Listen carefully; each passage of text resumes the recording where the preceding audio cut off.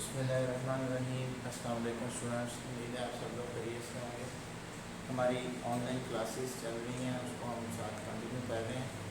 तो आज बेटा हम ऑनलाइन क्लासेस में पढ़ते हैं कि क्वाड्रेटिक जो इक्वेशन है उसको सॉल्व करने के 3 मेथड हैं।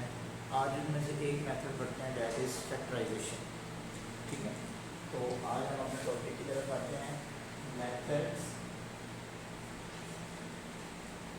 To solve quadratic equation.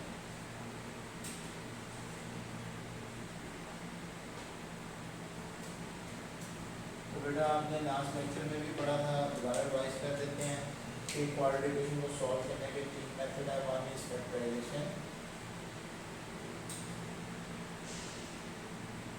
Second is completing square,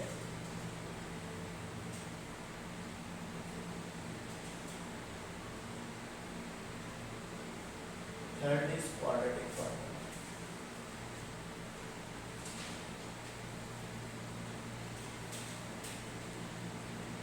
third is quadratic formula. ये 3 मेथड से हम क्वाड्रेटिक इक्वेशन को क्या करते हैं, सॉल्व करते हैं। अच्छा, तीनों मेथड्स का एक कॉमन पॉइंट है जो सबसे ज़रूरी है। वो कॉमन पॉइंट है जी, तीनों मेथड्स को अप्लाई करने से पहले आपका क्वेश्चन स्टैंडर्ड फॉर्म में आना चाहिए।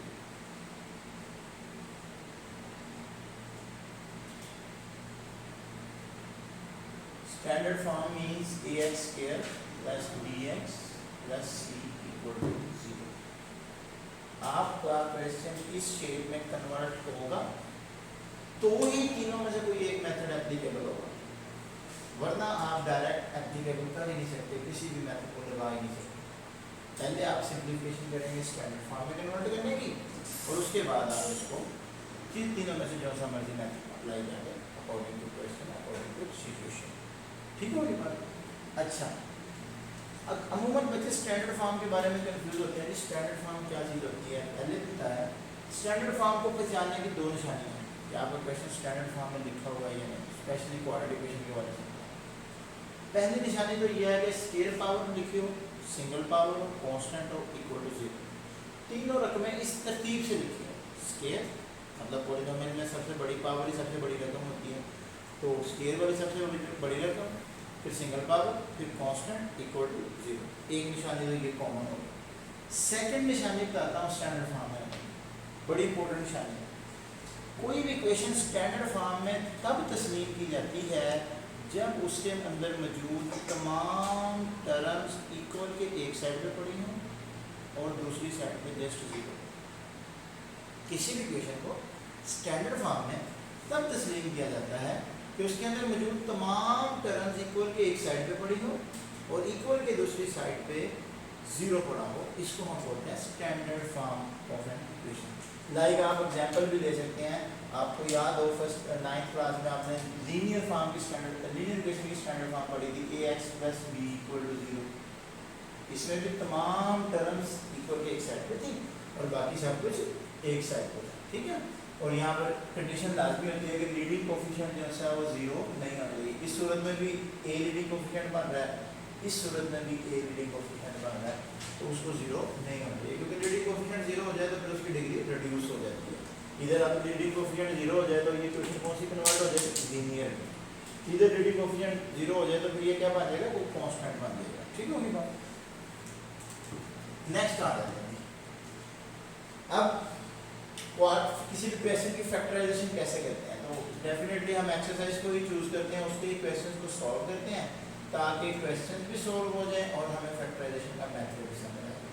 एक्सरसाइज का क्वेश्चन नंबर है 2, सॉल्व बाय फैक्टराइजेशन। टोटल इसके बने हैं 6 पार्ट। चलिए हम इसके कोई से 4 पार्ट सॉल्व करेंगे। लाइक पहला क्वेश्चन हम सॉल्व करते हैं, x square negative x negative 20, x square negative x negative 20 equal to 0। ये आपका पहला क्वेश्चन है। कहते हैं इसको जी फैक्टराइजेशन से सॉल्व करें। तो सबसे पहला काम आपने चेक करना है कि ये स्टैंडर्ड फॉर्म में है या नहीं। सवाल सॉल्व करने से पहले काम स्टैंडर्ड फॉर्म में। तो बाय चांस ये स्टैंडर्ड फॉर्म में है, दोनों निशानियाँ पूरी हो रही हैं। सारी रकमें 0 की एक तरफ है और सारी रकमें तरतीब से लिखनी है, स्क्वायर, सिंगल पावर, कांस्टेंट। अब आते हैं जी फैक्टर्स कैसे बनाने हैं। ये बच्चों बच्चों को सबसे मुश्किल लगता है जी फैक्टर्स हमें नहीं समझ में आ जाते ये इसका। तो बेटा मैं सबसे आसान मेथड फैक्टर बनाने का सिखाऊंगा, समझ आ जाए तो बहुत अच्छी बात है, ना समझ आए तो दोबारा पूछ लेंगे। क्या करना है आपने, स्टैंडर्ड फॉर्म में है, पहली और आखिरी टर्म को पकड़ के मल्टीप्लाई करना है और आंसर रफ में लिख लेना है, इट्स 20x नेगेटिव। ठीक हो गया। आपने ये 20 पे करना है, इसको तोड़ देना, 2 10 पर, 2 5 पर, 5 1, ये तोड़ना तो आता है। ठीक है, अब आपके पास या तो 2 और 10 फैक्टर्स होंगे या फिर 4 मीन्स 2 2s are 4 और 5, 4 और 5 होंगे, या फिर 2 2 पर 4, 4 5 पर 20, 20 और 1 होंगे, 20 और 1। मतलब आपने इस शेप में पेयर बनाते हैं, एक रकम इधर से, साथ इधर वाली जोड़ देंगे, अगली। ठीक है, इनमें से कोई एक रकम फैक्टर होगी, अब कौन सी होगी, ऐड या सब्ट्रैक्ट करने पर जो सेंटर वाला कोएफिशिएंट है, ऐड या सब्ट्रैक्ट करने पर जो सेंटर वाला कोएफिशिएंट हमें दे वो हमारा पेयर होगा। ऐड करें किसी भी सूरत में ये नेगेटिव वन लिखना और 10 में जमा करें या माइनस करें, ये नेगेटिव के 1 नहीं बना सकते। ठीक होगी बात। नेक्स्ट आते हैं 4 और 5, इनको ऐड या सब्ट्रैक्ट करें तो नेगेटिव के 1 बन सकते हैं। अगर इसको प्लस का रखें, इसको माइनस का रखें तो ओवरऑल आंसर क्या आता है, नेगेटिव के 1। तो ये आपके पेयर होंगे। लेकिन यहाँ पर एक छोटी सी तसल्ली कर लें, दोनों को मल्टीप्लाई करने पर आपका ये नेगेटिव 20 भी बनना चाहिए। तो देखिए ना, नेगेटिव के 5 जमा के 4 जरूर देंगे, टोटल जवाब क्या आएगा, नेगेटिव के 20। तो यहाँ पर गारंटी होगी कि ये आपका पेयर है। बाकी ना इसमें पेयर बनना ना इसमें बनना, इनमें से बनेगा ये मेरी गारंटी है आपको। दोबारा रिपीट कर रहा हूँ मेथड, साइड वाली दोनों रकमों को पकड़ें, मल्टीप्लाई करके रफ में लिख लें, उसका कोफिशिएंट पकड़ के उसको तोड़ लें, ये रकम और ये रकम मैच कर लें, इधर से एक बढ़ाते जाएं ऐसे मैच करते, बढ़ाते जाएं ऐसे मैच करते, इनमें से कोई एक फैक्टर बनेगा। अब वो कौन से वाला होगा, वो जिनको ऐड करने पर हमें सेंटर वाली रकम का कोफिशिएंट मिल रहा होगा, वो रकम हमारा फैक्टर बनेगा। ठीक है, वेरिफिकेशन के लिए हम क्या करें, उसको मल्टीप्लाई करके ये रकम भी बना के चेक कर लें कि वो बनती भी है या नहीं। तो अब मुझे गारंटी होगी कि 4 और नेगेटिव के 5 मेरा कोफिशिएंट है, तो क्वेश्चन सॉल्व हो गया। x स्क्वायर पॉजिटिव के 4x, नेगेटिव के 5x, नेगेटिव के 20 इक्वल टू 0, x कॉमन तो x पॉजिटिव 4, नेगेटिव 5 कॉमन तो x पॉजिटिव 4 इक्वल टू 0, यहाँ से x पॉजिटिव 4 और x नेगेटिव 5 इक्वल टू 0। ये आपका सेम है तो आपका क्वेश्चन ठीक है। अक्सर बच्चे यहाँ पर हेराफेरी करते हैं, जी फैक्टर गलत बनाया जाता है, लेकिन जानबूझ के इसको सेम लिख देते हैं कि हम तो भरे देंगे सर को, तो वो एंड पे आंसर आपका मैच नहीं करता, क्वेश्चन फिर भी गलत होता है। ठीक हो गया, तो नहीं सेम तो आप रुक दें, करेक्शन कर लें ताकि आपके नंबर पूरे हो। ये इसको सेम लाना जरूरी है, नहीं तो एंड पे पता तो चल जाता है कि बच्चे ने यहाँ पे चीट किया। अच्छा, अब दो रकमों की प्रोडक्ट 0 के बराबर हो तो डैट मीन्स दोनों रकमें ही 0 हैं। ये रूल आपको पहले भी बताया था, दोबारा बताता हूँ।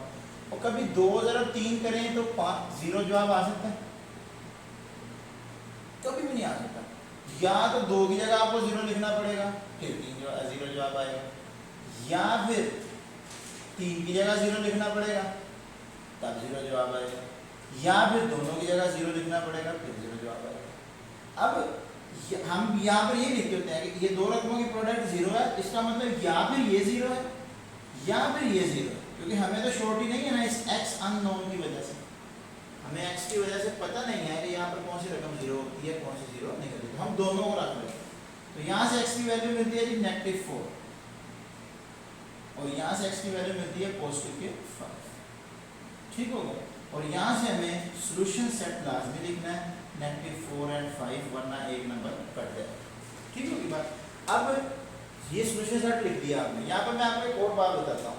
आपने बास क्वेश्चन में सोल्यूशन सेट इस तरह की शेप में लिखे हुए हैं, लाइक आपने जब 9th क्लास पढ़ी है तो आपने वहाँ पर सोल्यूशन सेट ऐसे भी लिखे थे, और बास जगह solution set single curly bracket से लिखे हैं, बास जगह सोल्यूशन सेट छोटे ब्रैकेट में लिख के फिर कर्ली ब्रैकेट लगाते हैं। तो फर्क क्या है दोनों में? जब एक ही वेरिएबल के दोनों आंसर आ रहे हैं तो फिर सॉल्यूशन सेट नहीं लिखते। और जब दो डिफरेंट वेरिएबल्स के आ रहे हैं, ये सॉल्यूशन सेट लिखा जाता था जब एक कीमत x की होती थी और एक कीमत y की होती थी, फिर हम इनको ऑर्डर पेयर्स में लिखते थे। ठीक होगी बात। तो ये सॉल्यूशन सेट लिखने का कौन सा मेथड, जब दो डिफरेंट वेरिएबल्स का आंसर आ रहा है और वो एक दूसरे पर डिपेंड भी कर रहे हैं, x की कीमत निकालने के बाद हम y की कीमत निकालते हैं। ठीक है, इस सूरत में हम यूं ऑर्डर पे लिखते हैं और इस सूरत में हम ये ऑर्डर पे लिखते हैं जब सिंगल वेरिएबल की कीमत आती है। ठीक होगी बात। तो ये आपका क्वेश्चन यहाँ पे वाइंड अप होता है। अब इंशाल्लाह नेक्स्ट क्वेश्चन सॉल्व होगा।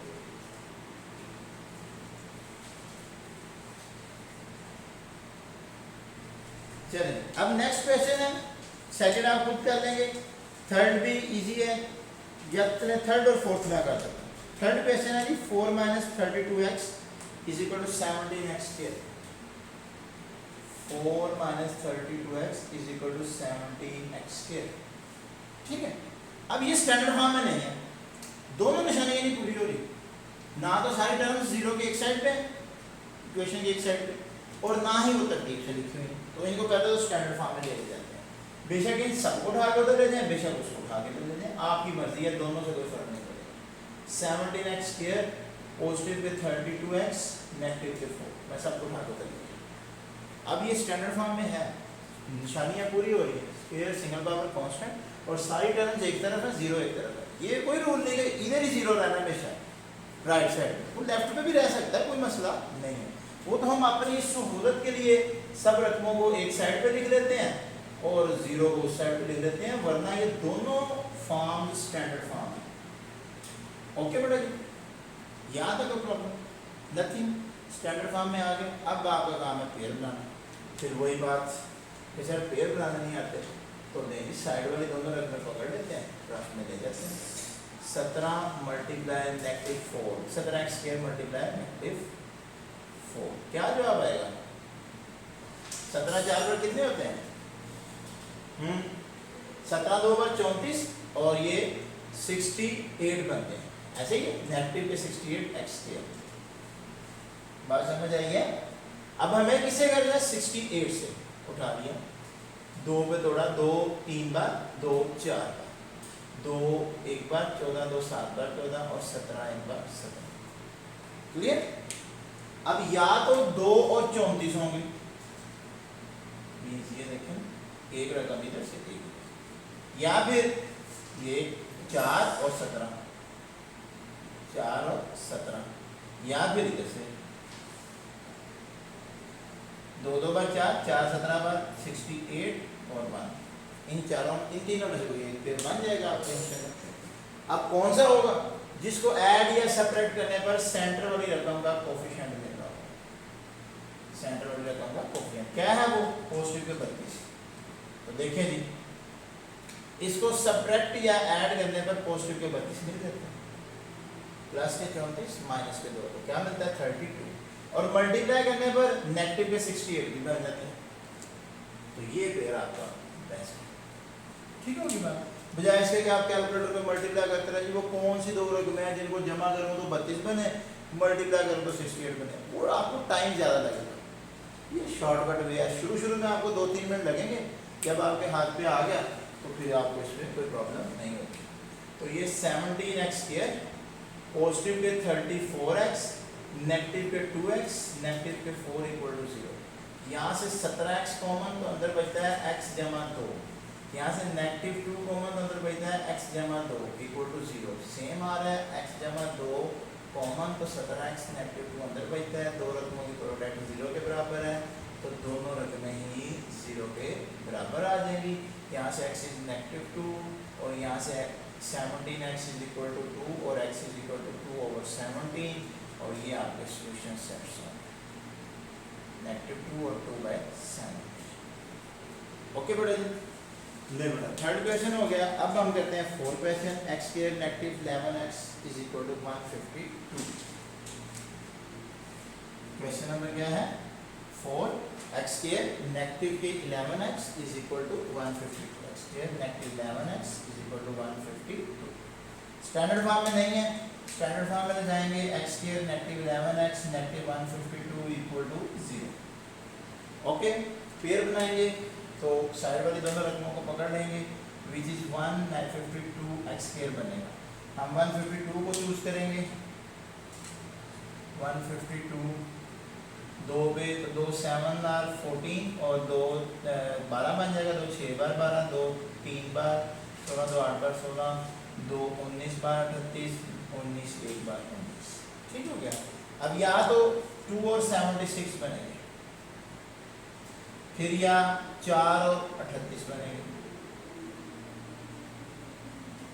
या फिर 8 और 19, या फिर 152 और 1 मल्टीप्लाई करते हैं ना और साथ इसको जोड़ते हैं।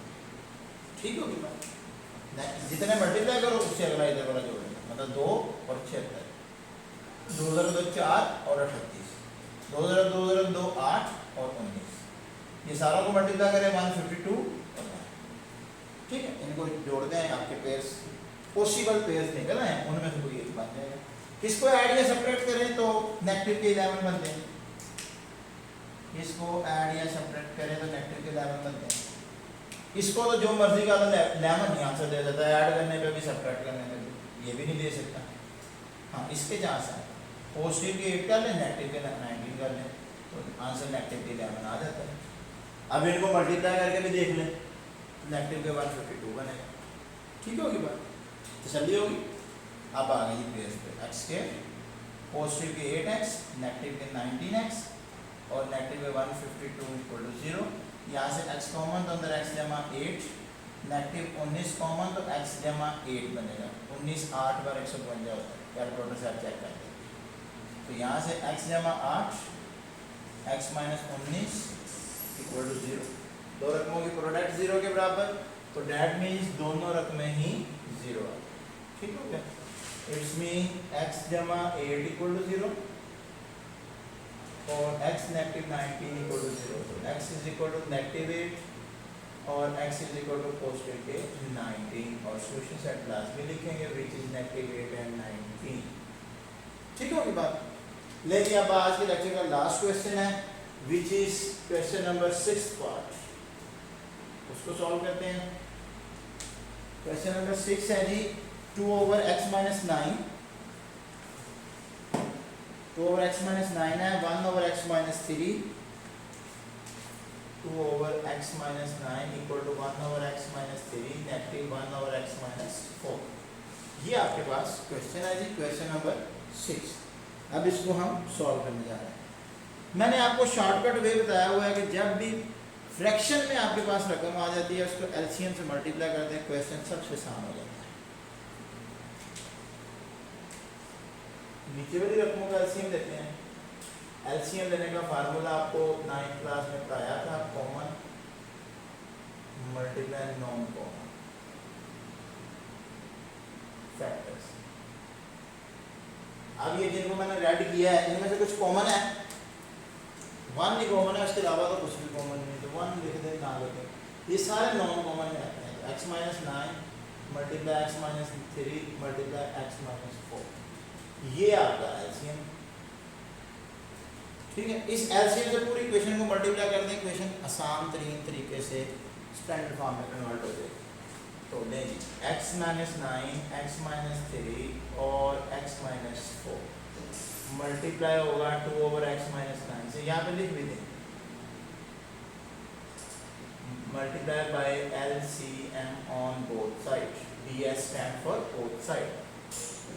अच्छा जी, x माइनस 9 और x माइनस 3 और x माइनस 4 मल्टीप्लाई होगा 1 ओवर x माइनस 3 से, x माइनस 9 x माइनस 3 और x माइनस 4 मल्टीप्लाई होगा 1 ओवर x माइनस 4 से। आपको आपके टीचर ने किसी और मेथड से कराया हो फिर भी गलत नहीं है, सारे टीचर काबिल एहतराम है और सारे टीचर्स ठीक मेथड से ही करवाते हैं। x माइनस 4 इससे भी कैंसिल हो गया।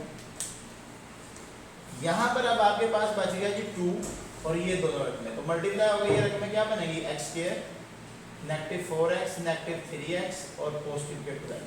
देखिए ना, x इससे मल्टीप्लाई होगा x स्क्वायर, इससे मल्टीप्लाई होगा नेगेटिव 4x, इससे मल्टीप्लाई होगा नेगेटिव 3x और इससे मल्टीप्लाई होगा तो पॉजिटिव के 12 इक्वल टू, अब इसकी बारी आ गई, ये दोनों मल्टीप्लाई होंगे x square negative 4x negative 9x और पॉजिटिव के 36, 9 4 36 ब्रैकेट लगाएंगे क्योंकि जब भी नेगेटिव आ जाए तो ब्रैकेट का इस्तेमाल बड़ी एहतियात से करें। इसकी बारी एक्स स्क्वायर नेगेटिव के 3x नेगेटिव के 9x पॉजिटिव के 27, 9 3 27, स्टेप बाय स्टेप मल्टीप्लाई कर। ये ऐड हो गए, कितने हो गए 7x और पॉजिटिव के 12, एक्स स्क्वायर ये ऐड हो गए 13x और 36, ये नेगेटिव अंदर मल्टीप्लाई होगा नेगेटिव एक्स स्क्वायर इस पॉजिटिव 3x और पॉजिटिव 9x, टोटल ये पॉजिटिव के 12x बन जाएंगे। एहतियात से मैंने दो काम इकट्ठे कर लिए, 9 3 12x हो गए, 22 से नेगेटिव जब आएगा तो उसको पॉजिटिव के 12 कर देंगे और नेगेटिव के 27। अब देखिए जो सेम रकमे हैं डिफरेंट साइन है वो कैंसिल हो जाएंगे लाइक दिस, ठीक होगी बात। अब ये 2 अंदर मल्टीप्लाई करेंगे 2x square negative 14x positive के 24, ठीक हो गया। इधर से नेगेटिव 13x और पॉजिटिव के 12x इधर आ जाएंगे, पॉजिटिव के 13x बन जाएंगे नेगेटिव के 12x बन जाएंगे, प्लस के 36 इधर आ गए नेगेटिव के 36 हो जाएंगे, नेगेटिव के 27 इधर आ गए पॉजिटिव के 27 हो जाएंगे equal to 0। 2x square 14x negative 12x total कितने हो गए 26x, 14 और 12 कितने हो गए 26 ही हो गया। 26 में से 13 गए तो बाकी नेगेटिव के 13x, ऐसे ही है। और आपके पास आ गया जी 24 और 27 कितने हो गए 24, चलो इस तरह कर दो 36 में से 27 गए तो बाकी नेगेटिव के 9 बचते हैं और पॉजिटिव के 24 हैं, तो 24 में से 9 जाए तो बाकी कितने बच जाते हैं हमारे पास 4 और 5 गए तो 15 इक्वल टू 0, पॉजिटिव के 15 बनेंगे, ठीक होगी बात। यहाँ तक कोई प्रॉब्लम हो तो बता दें, स्टैंडर्ड फॉर्म में आ गया। पेयर्स बना, अब पेयर बनाने के लिए फिर मैं वही मेथड साइड वाली दो रकमों को पकड़ रहा हूँ और ये बनता है जी 30x स्क्वायर, 30 को पकड़ के तोड़ लिया, 2 10 बार 2 15 बार 3 5 बार 5 1 बार, या तो 2 और 15 होंगे या 3 2 बार 6 और 5 होंगे या 30 और 1 होंगे, ठीक हो गया। देखें जी किनको ऐड या सेपरेट करने पर नेगेटिव के 13 बनते हैं। अब फौरन आपके जेब में ये गया जी इसको सर जमा कर रख लें, इसको माइनस कर रख लें, तो 2 में से 15 के तो बाकी 13 बचते हैं नेगेटिव के, तो हमारा काम पूरा हो जाता है, ऐसे ही है। लेकिन यहाँ पर एक मसला है, इन दोनों को जब मल्टीप्लाई करते हैं तो ये बनता है नेगेटिव के 30, हमें कौन सा 30 चाहिए पॉजिटिव के, तो ये एहतियात करनी है। मैंने आपको एहतियात स्टार्ट में बताया था कि भाई मल्टीप्लाई करके इसको भी चेक कर लें, अब फिर कौन सा पेयर बनेगा, वो बेटा बनेगा इसी में से ही, तसल्ली रखें। इन दोनों को मैच कर लें, ये पेयर हमने करने में जोड़ा 5 2 बार 10, बाकी कौन बचा 3 और 1, 10 और 3, इसी रकमों में से पेयर मिलेगा, बड़ी आसानी से मिल जाए। अब इसको ऐड या सब्ट्रैक्ट करें तो दोनों के साथ नेगेटिव लगाया तो ये बनता है नेगेटिव के 13 और मल्टीप्लाई करें तो प्लस के 30, तो ये पेयर सही है, ये पेयर आपको कंफ्यूज करेगा, ठीक, तो एहतियात जरूरी है। चलेंगे 2x स्क्वायर नेगेटिव के 10x नेगेटिव के 3x पॉजिटिव के 15 इक्वल टू 0, 2 कॉमन x भी कॉमन तो x माइनस 5, यहाँ से -3 common x minus 5 equal to 0, x negative 5 और 2x negative 3 equal to 0। Standard form में कन्वर्ट होने के बाद 3 लाइनों का सवाल नहीं रह जाता सर, तो मेन काम आपका क्वेश्चन को जितना आसानी से हो सके सिंप्लीफाई करना है। ये x की कीमत 5 आ जाती है, 2x इज इक्वल टू 3 और यहाँ से x इज इक्वल टू 3/2 लें जी। सॉल्यूशन सेट हम लाजमी लिखेंगे वरना 1 नंबर डायरेक्ट कर देंगे। तो होप सो लेक्चर में कोई प्रॉब्लम नहीं होगी, फिर भी आपको कोई कन्फ्यूजन है तो लाजमी तौर पर डिस्कस करें। थैंक यू सो मच, अल्लाह हाफिज़, अल्लाह ने के बाद।